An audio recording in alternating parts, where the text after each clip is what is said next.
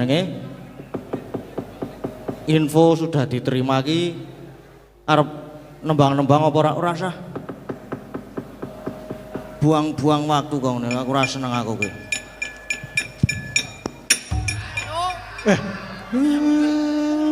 bocah dolanan ora ngerti wayah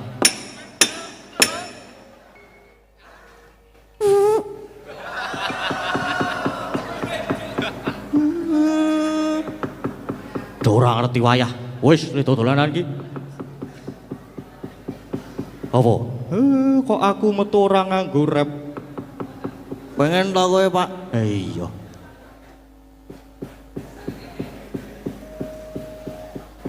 punakawan ora ana gunane kabeh minggat kono nesu kae genah nesu tole ayo gek do ditutke ndaramu Abimanyu kae apa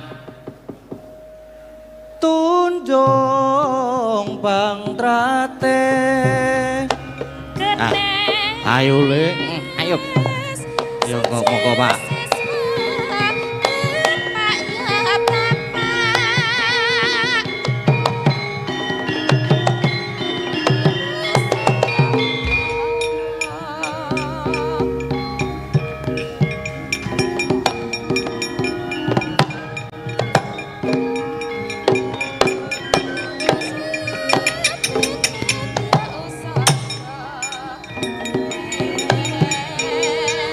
Eko, oh ayo.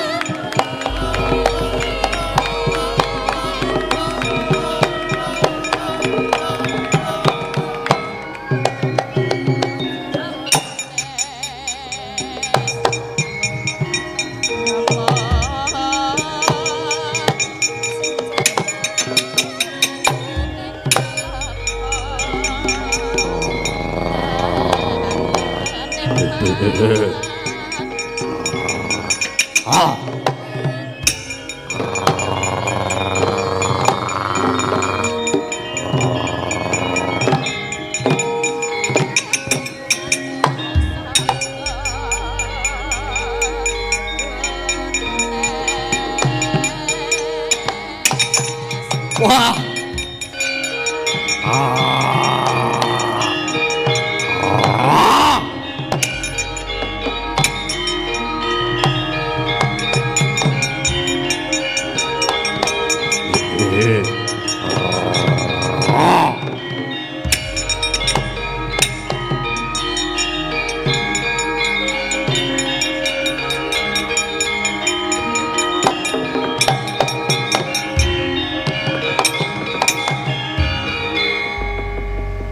Angler bawaning kang sinong mati gawe gelar nararya mbek susutira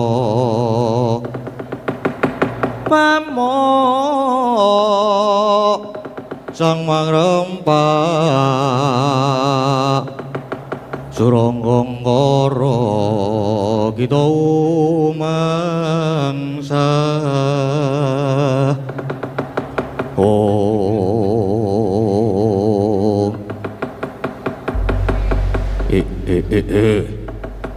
ana satriya lumebu ana krendha ana sapa satriya Plangkawati Raden Abimanyu kekasihku kowe sapa kang bau reksa alas kene aku jenengku Jaya Sudirga aku Jaya Lengkara Ana wigati apa kowe lumebu ana alas iki? Nedya nggayuh nugrahaning Gusti. Luwih becik kowe baliya. Alas iki dadi panguwasaku. Oleh mbacut ora oleh bakal tak ruda paripeksa. Wah, lakon tak gegulung rimah-rimahe.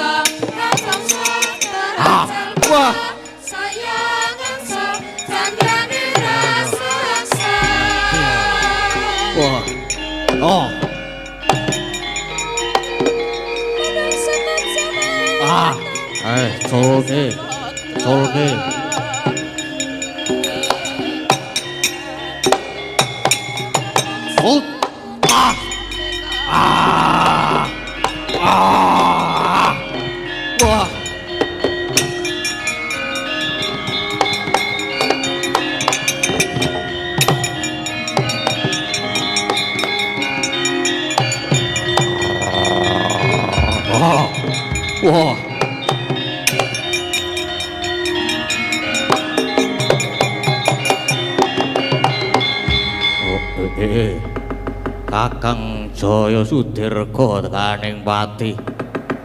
Wah, nanging ora dadi apa. Merga aku lan Kakang Jaya Sudirga bebasan raga loro nyawa siji. Wah, yo Kang tak lompati uripa meneh Kang.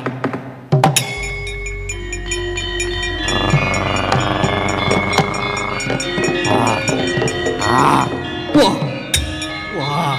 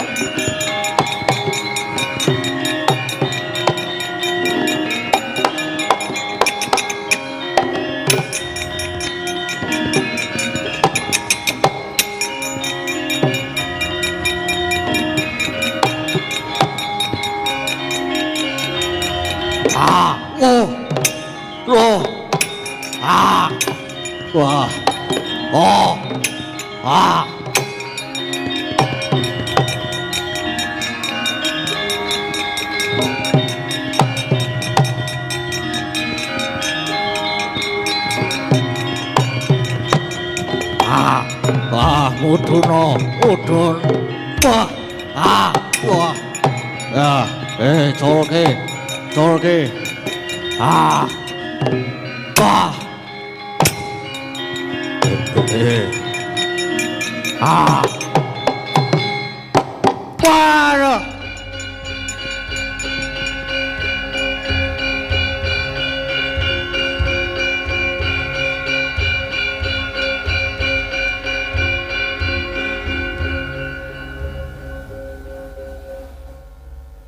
Lho. Pun suwuk niku ngaten lho. Fat out. Niku wau jenengan apake, Den? Tak duku Mbah Petruk. Wah. Asik tenan. Luar biasa. Siti mewah. Lah kok jenengan saged kiat junjung buta gedene semanten niku? Iya Petruk le latihan soale butone cilik-cilik. Oh lah. Aja dinalar ya Petruk. Nggih boten ajeng kula nalar. Pun monggo Den. Nglajengaken lampah riyen ya Petruk. Ayo derekno aku nggih nika ngestaken dawuh.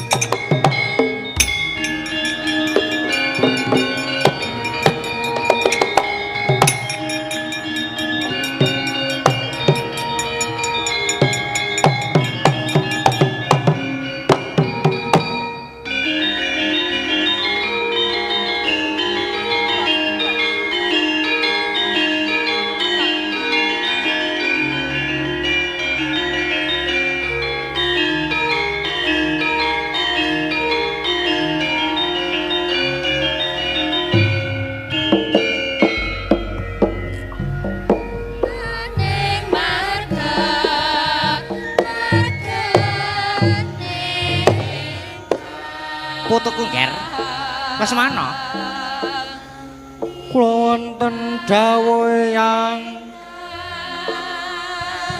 kae, kula sing sisih Pratina kae ana wit gurda gedhe kang dumunung ana sak cedhahing Gundaka. Prayogane kanggo mapan Subrata minta anugrahaning Hyang Agung. Wis enggal tindakno aja nganti rondening gawe. Eyang Tapa brata menika kangge menapa to Eyang?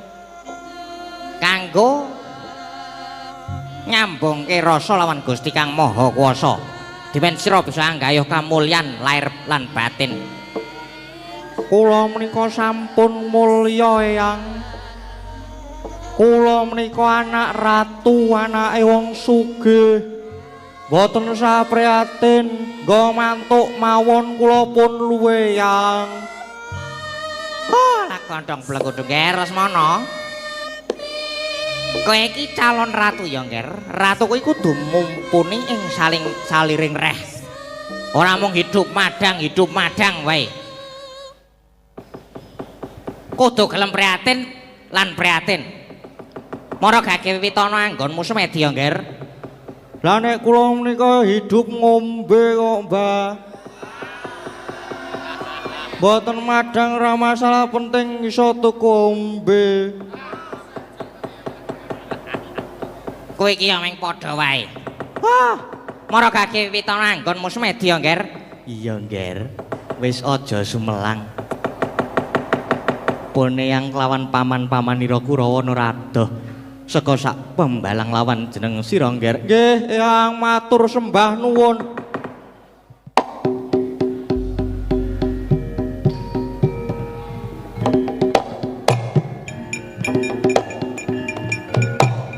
Wis gek mapano.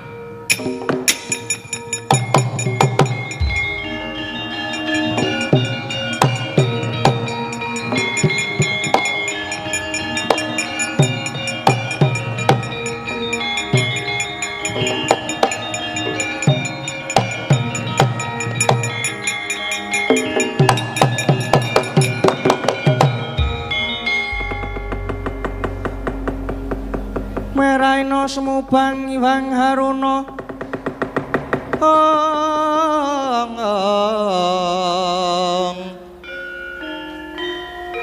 kadinetrane nganggo rapuh sabdaning kukila ringkani kara sageter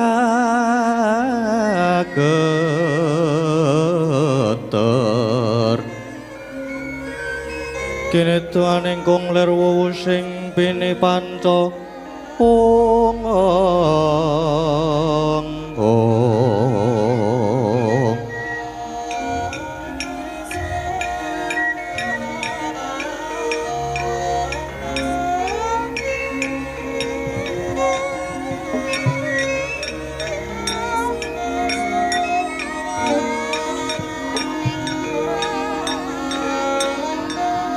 yen ora kliru pamawasku iki putra Ngastina Raden Lesmana ing atase Semedi kok ora bisa wening rasane ya coba tak dedere bocah iki.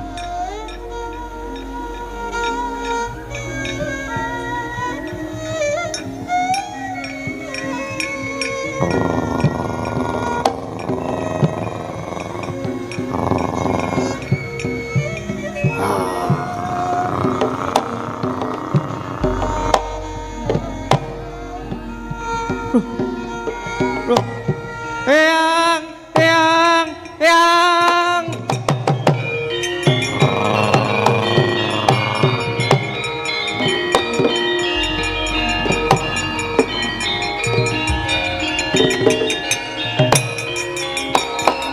Ya ampun, Eyang. Ya ampun.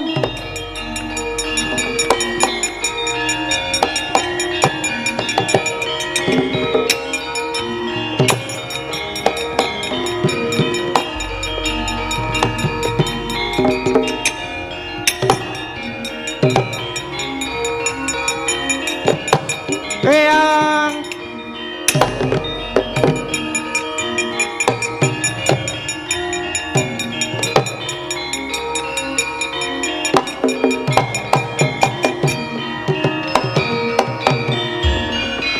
Ana apa, Nger?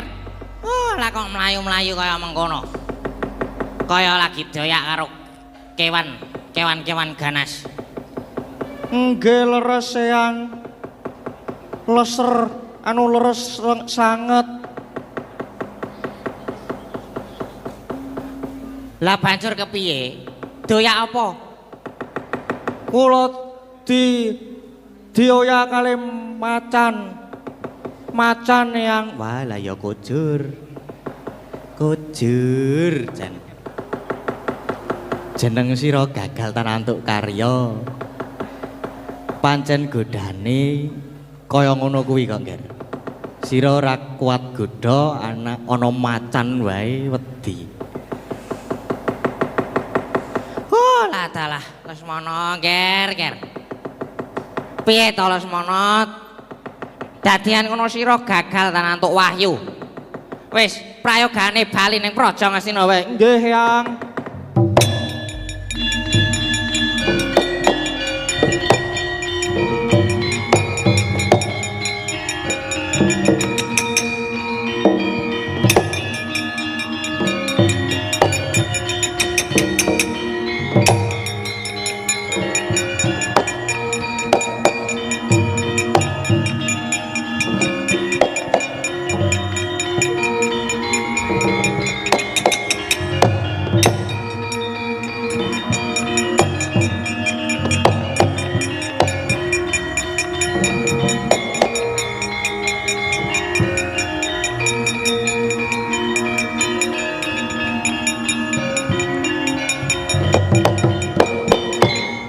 Raden Samba putra Ratu Ndwarawati. Yen Prabu Kresna kae ratu pengpengan, apa anake lanang uga mulat kaya wong atuwane? Yo, tak cobane Raden Samba.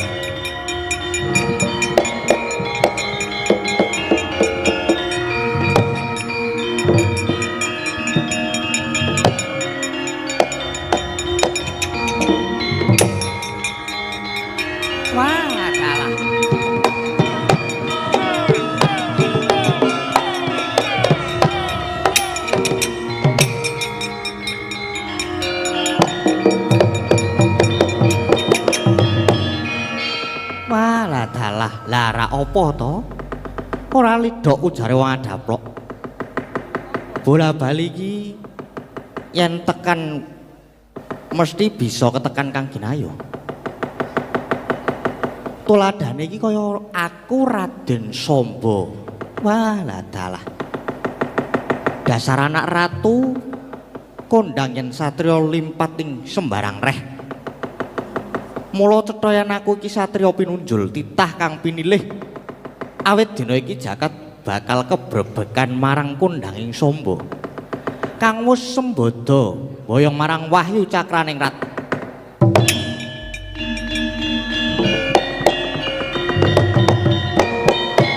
Wauta. Bathara Wulandharma pengawaking wahyu cakraning rat ingkang manunggaling Raden Samba. Duwi mulat sang bagus datan kiat meperho nafsu. Mila wahyu oncat saking hanggane Raden Samba, mangkono temah nglumpruk Raden Samba kaya linolosan otot bebayune. Loh. Wah.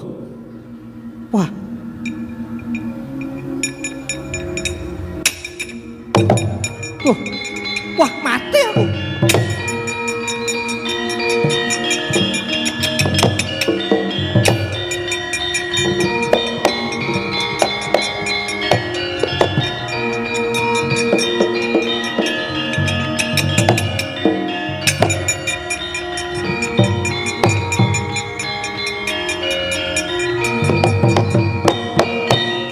Ora pangling putra panengah Pandhawa Raden Abimanyu. Yo Mara coba tak jajali, tak godhani Raden Abimanyu.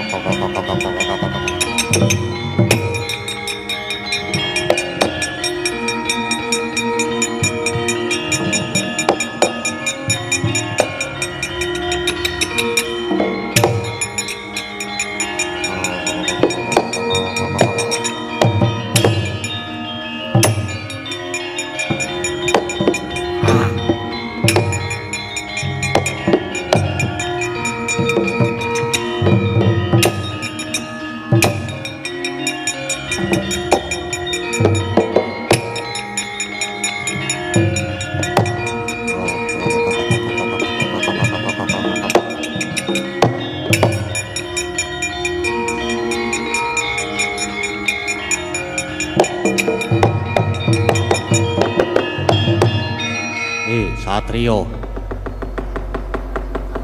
kaya gini kowe ora gelem raoso karo aku.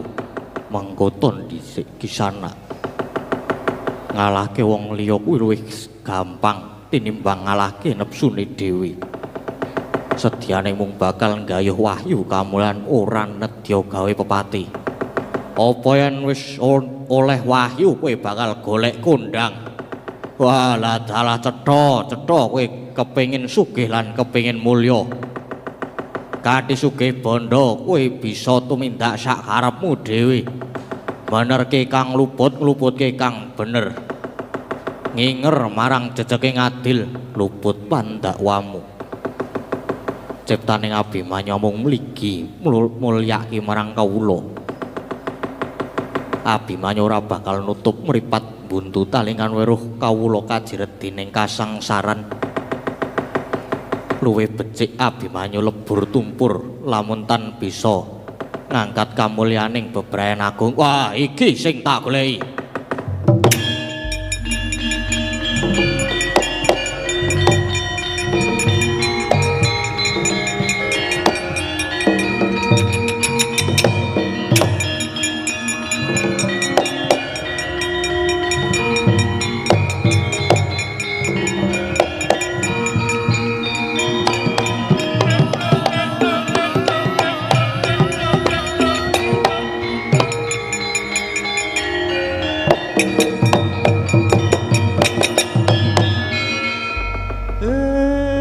Mangayu Bagyandara dene Ndara Abimanyu sampun kasembadan gayuh wahyu cakraning rat. Iya Siwa Semar. Pun monggo. Mboten sasuwen teng mriki, nggo wangsul teng negari Ngamarta. Iya Siwa Semar ayu.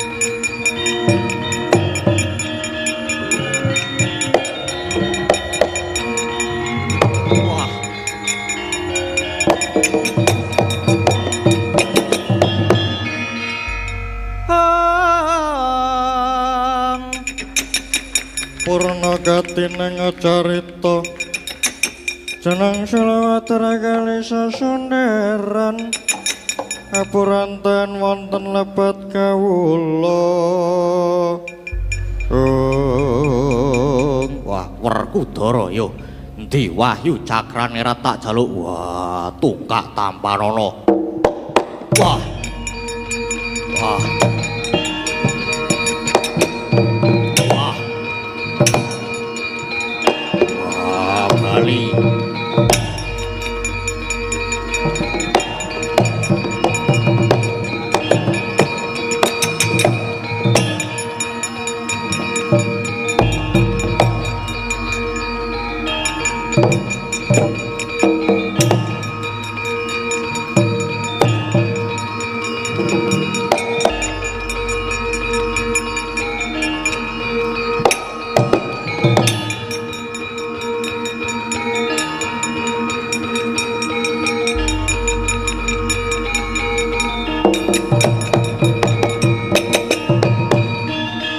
Biya cikul Petruk. Ayo kepiye? Jaluk Wahyu cakra ning lat. Oh, njaluk dikwampleng.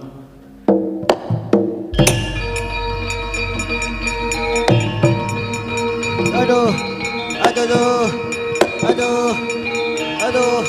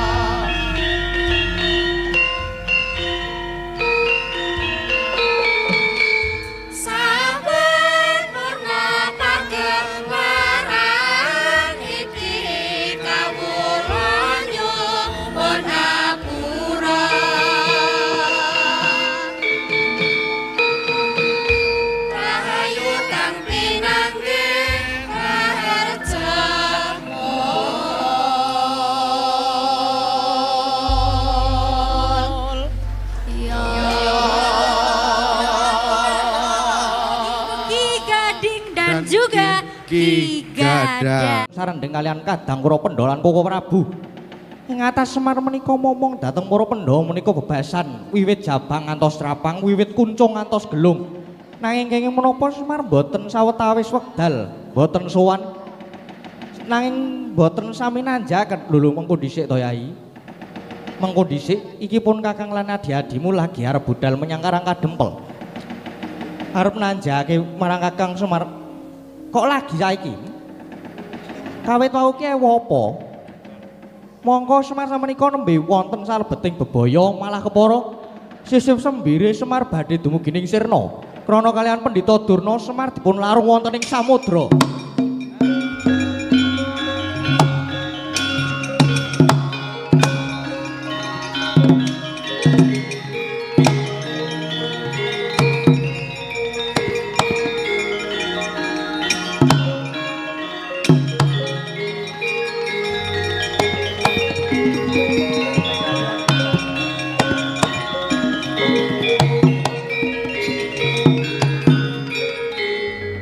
Prabu Dimas Werkudara saha Dimas Arjuna sami kesah sajaipun badhe ngupadi dhateng Kakang Semar. Nanging kok Koko Prabu menika malah namung kendel kemawon. Yo, merga pun Kakang iki saktine gumun marang Yai Karna. Gumun kados pundi? Sing wis-wis Yai Ngawangga kuwi tansah bebarengan kelawan Paman Durna lan Paman Sengkuni nggone ngudi golek ringking Pandhawa. Gedene ngajab sirnaning para Pandhawa kok iki si Adi malah katone mbelani Semar lan para Pandhawa. Mongko Yai Karna kuwi senopatine Yai Duryudana ing Astina. Nganti iki mau Yai Karna mele-melehake marang Kresna, Koko Prabu. Inggih, leres. Kula menika senopatinipun Ngastina nanging nadyan kados pundi? Karna menika jejering satriya kados dados kedah saged milah-milahaken. Pramila babakan ngrena pejaipun para Pandhawa kalebet ngajab senanipun Kakang Semar kok mawi nganggo cara culika utawi licik karena boten sarujuk. Lah yen pancen badhe mejahi Pendhawa inggih kedah mawi cara satriya ingkang merwira nyoh dada ndi dada. Menika dados kan tetep ngugemi dhateng jiwaning kasatriyan. Oh, adiku Di, nganti semono nggonmu ngugemi marang jiwa kasatriyan ya wis ayo ditungkong nggone padha Kupati Semar. Monggo Prabu.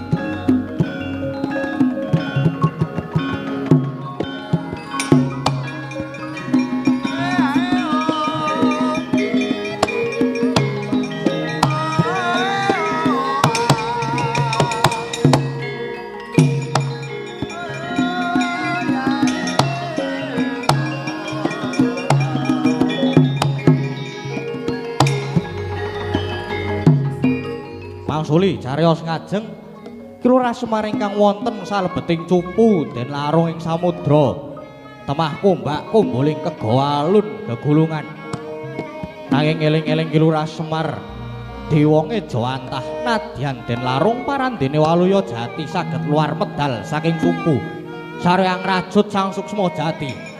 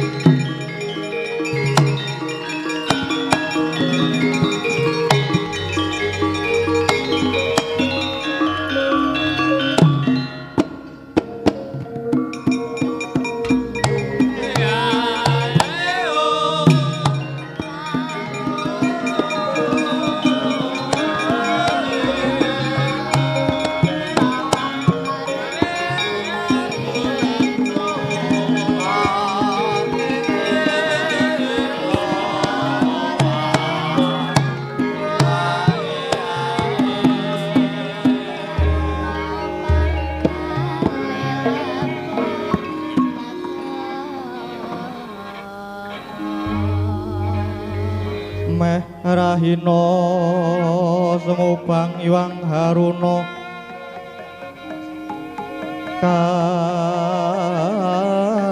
katinetraning anggarapuh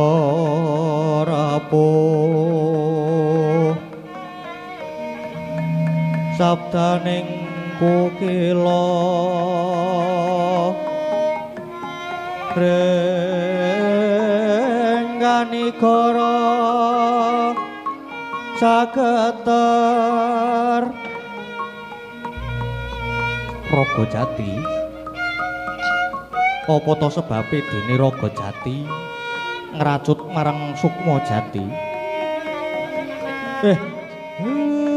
Sukma Jati aku mung bakal takon marang Sukma Jati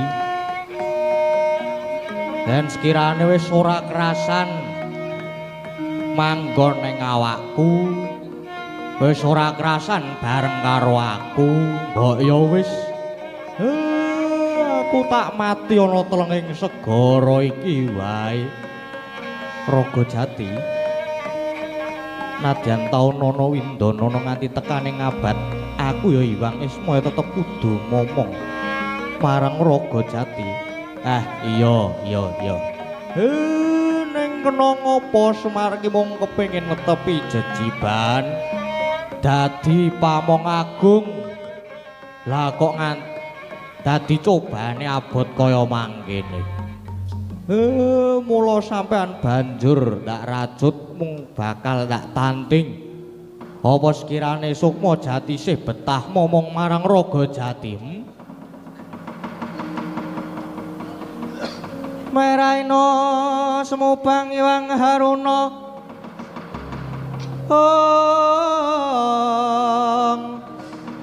katinetraning anggarapuh sabdaning kukila rengganigara sageter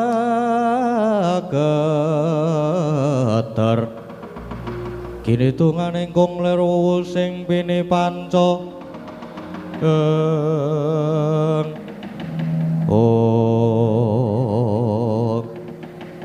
Wong ilahing raga jati iku tinitah pancen mesti dadi swargaku. Ya senadyan tata gelar mung derajate ngaceplik nanging kewajibanmu abote ngungkuli wong nyangga bumi. Wis samestine lamun akeh pacobane nanging raga jati ora kena ngresang-gresula. Kudu tetep tansah teteken ati suci pepayung budi rahayu, tetep dadi panuntuning jiwane manungsa supaya tumindak utama. Lan raga jati tetep dadi mustikaning titah pepetinganing para jalma kang mengkono. Aku tetep sajuga manjing momong marang raga jati. Ya.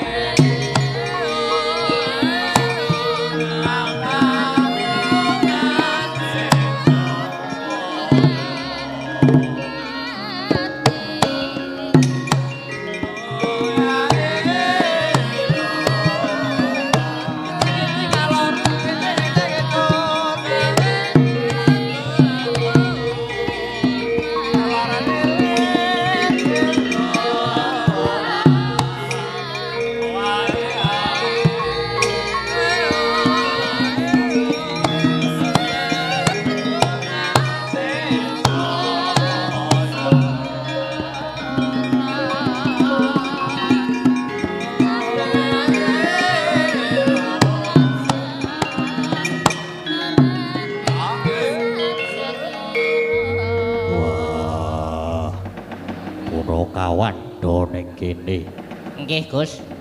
Nggih, Gus. Nunggu bapak sing dilarung teng segara. Niki nembe nunggu nasibe bapak. Nek pancen pinesti bapak sedo mergo keri ning segara. Nek yen saged layone bapak saged ketemu.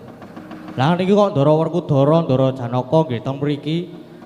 Wah, aku ya goleki bapakmu mergo iki aku mau didhawuhi karo Karna kakangku. Aku ya goleki Kakang Semar Petruk.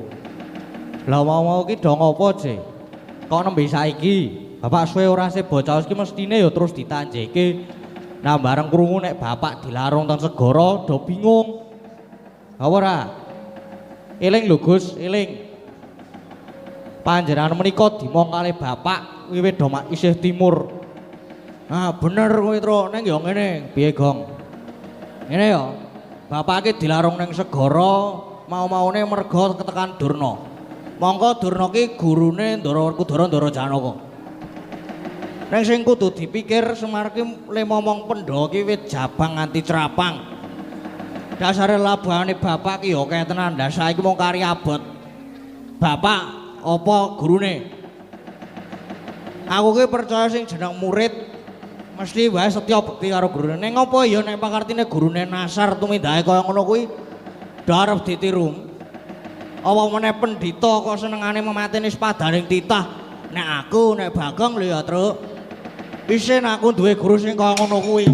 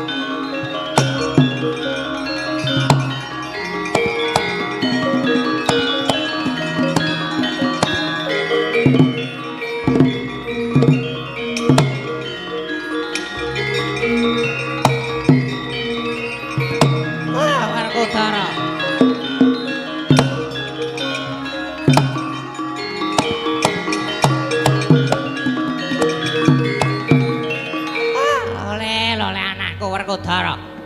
Ana apa? Durna bapakku kuwi guru sing patut tak bekteni. Tak pepundi nanging kena ngapa? Wah, kowe pentala merjaya karo Semar. Tegel wae. Ora tegel sebab apa? Semar ki mung derajate ngaceplik. Mung punakawan wae nganti kondang ngomandang jenenge. Aku Meri. Aku sing pendhita Durna wae kalah kondang. Semar kudu mati. Semar kudu mati. Ora tegel sebab apa? Guru ki pancen digugulan ditiru. Wah, neng bab pakardine guru sing nyimpang saka bebener kuwi ora kena ditiru. Mula gandeng kowe wis bondo Semar kowe uga kudu tak bondo. Wah, Werkudara karo ngopo? Wah, menengo tak bondo kowe. Wah, Werkudara. Werkudara. Werkudara. Werkudara.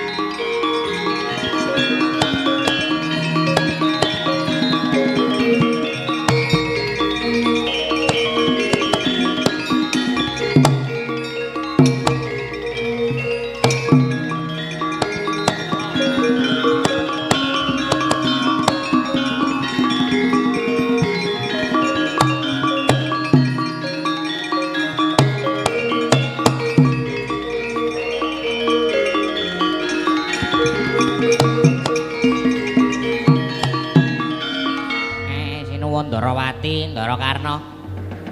Do tindak pinggir kali niku ajeng sami penging napa pripun? Prabu Kresna kok pengin iki ora mungkin to ya, Reng. Wis pripun sinuwun? Kersane pripun? Petruk. Pancene iki mau aku nampa ature Yai Karna ya babakan bapakmu Semar ya Kakang Semar sing dilarung dening Begawan Durna. Mula yen ana luputku sing gedhe pangapuramu nganti kelepian nggonku ngatekke marang Semar. Lah iki to, wong panjenengan niku titis Wisnu, dasare panjenengan kali kiyaine Semar niku sami-sami dadi pamomong. Ning Semar nandang Cintraka panjenengan sing jare titis Wisnu kok nganti boten tanggaping gati. Lah malah Ndarakarna niki wau sing titis nyatane panjenengan diemutke kali Ndarakarna, Petruk. Ya senadyan Kresna ki titis Wisnu nanging kepiye wae Kresna isih kesandangan badan wadak. Tegese ora bakal bisa wal saka ina lali salah lan apes nganti peteng jagatku Petruk. Nggih. Tani kula tak tanglet. Bapak saniki nasibe pripun? Tesih sugeng napa mboten? Wis to. Bapakmu ki persasat dewa pengawak menungso. Anak-anakku aku isih urip dole.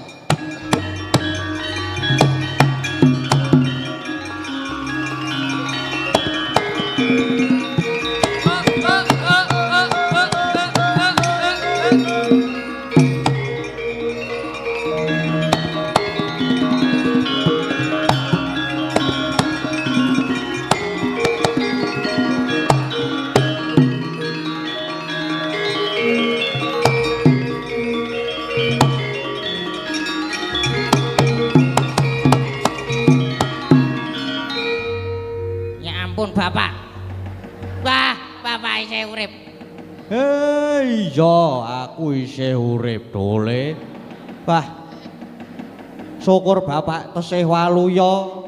Ora sida mati to, Pak? Wah, semik. Syukur seketi jumurung dene Kakang Semar isih waluya. Kakang Semar syukur pinanggih rahayu. Nggih. Sing jeneng ala niku mboten badhe tumama ing becik. Senadyan diranjap gegaman, nadyan dilarung ten segara. Nek pancen Semar isih dikeparengake urip ya mung gumun kula niku lupute Semar niku kalih Pendhita Durna nggen pundi? Luput kula kalih Pendhita Durna niku nggen pundi to?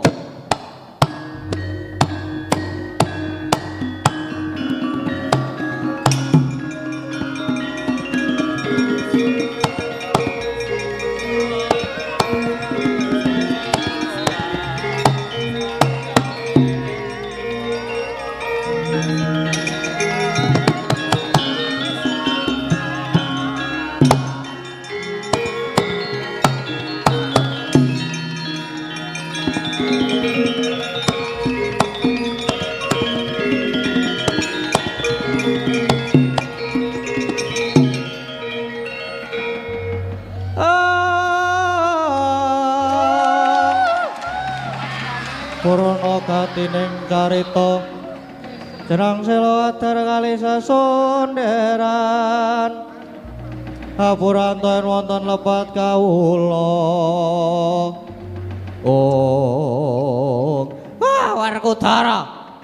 Werkudara aku ki gurumu kaya tak bandha ki kepiye? Wah wis ben. Kowe mau bondo Semar saiki genti kowe sing tak bondo. Wah, iki wis mandi tenan. Omongane Bagong mau jan mandi tenan. Iki kepiye iki? Dur arep dikapake. Dilarung wae. Aja. Aku ora iso ngae aja dilarung. Aja dilarung ya Bagong, aja dilarung. Wah, Semar Durna wis tak bondo. Mangsa borong leh mumurba penemban Durna. Jane luputku niki napa to? Aku ora rumangsa bibiti ala kalih sampeyan. Lah kok jenengan tegel nglarung kula teng segara. Kakang Semar. Aku meri karo Kakang Semar, aku kalah kondang. Kakang aku ngrumangsane luput aku njaluk ngapura. Anak Prabu Kresna angger ngawga kula nyuwun ngapura Werkudara Janaka Punakawan. Aku njaluk ngapura, aku tak njaluk pamit tak bali ning Astina, bali ning Sukalima. Nggih, mboten napa-napa pun monggo mangwangsul. Ya Kakang Semar matur nuwun ya Kakang Semar.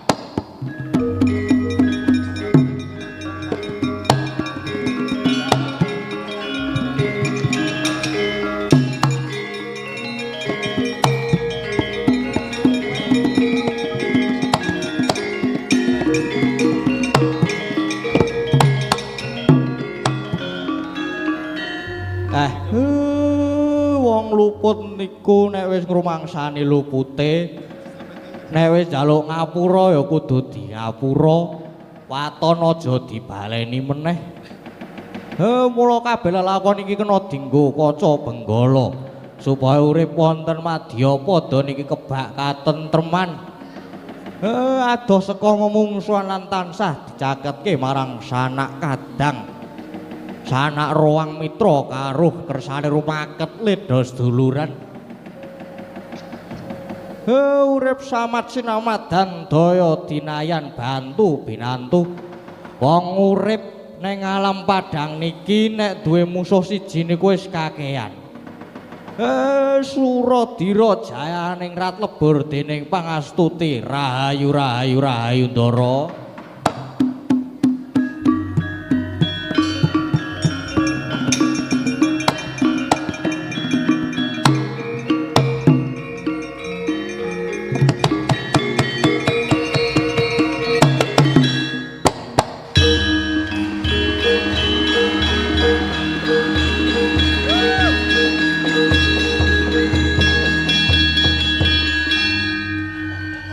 Wow, tepuk tanganipun, keplokipun malih. Wah, luar biasa nggih. Mas Gading Pawukir, lampahipun Semar Bandan.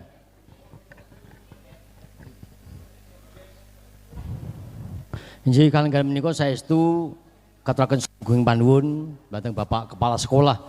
Wis saking enjang sambutan ngantos dumugi kalenggan menika mboten nyat saking palenggan mung sekedap lajeng mresani malih ngantos dumugi kalenggan utawi wekdal menika. Ugi Bapak Parman, wah iki nyudur rasa nanggap sombo sebit iki Pak Parman. Nggih. Injih hatur nuwun sak samunipun urut angka gangsal Mas Gading Pak.